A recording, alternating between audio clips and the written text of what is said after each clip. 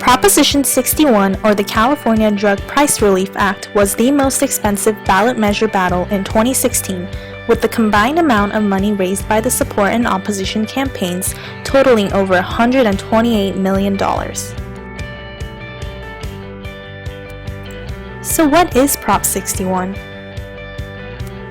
Its intent was to prohibit California state agencies from paying any more than the lowest price paid by the United States Department of Veterans Affairs for prescription drugs. What did our votes mean?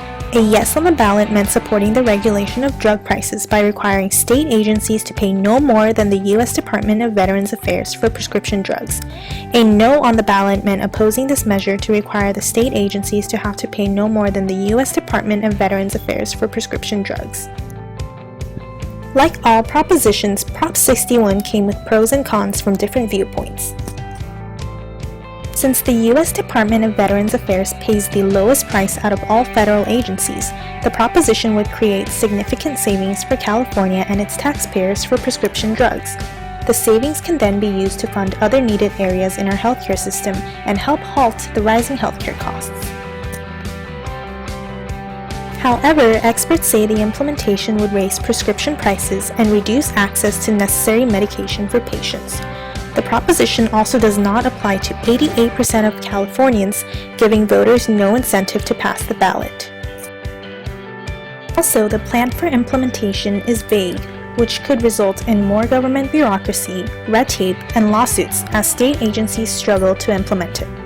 This would in turn increase taxpayers' costs. Most importantly, approving the proposition would increase prescription costs for veterans, eliminating the special discounts they receive on necessary drugs in honor of their service to the country. The proposition was opposed by numerous groups, including veterans associations all across the state. Interestingly enough, Michael Weinstein, the writer of Prop 61 and the president of an organization selling prescription drugs and HMO policies, exempted his own HMO from having to comply with his own measure.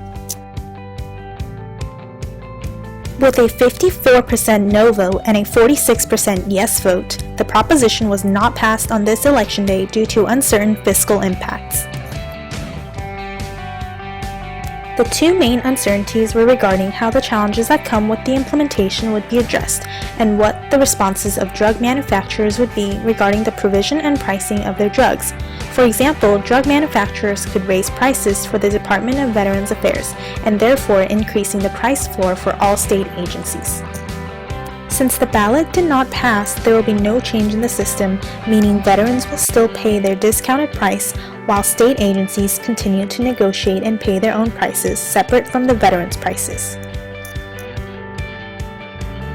There is also the potential for continuous increase in drug prices and consequently a continuous rise in U.S. healthcare costs. Overall, Prop 61 was seen as deeply flawed and costly, making it unfit to be passed.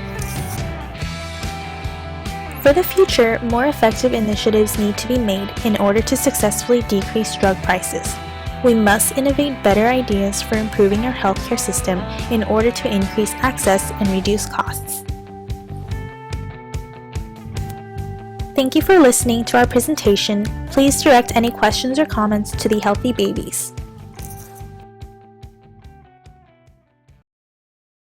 Created using Powtoon.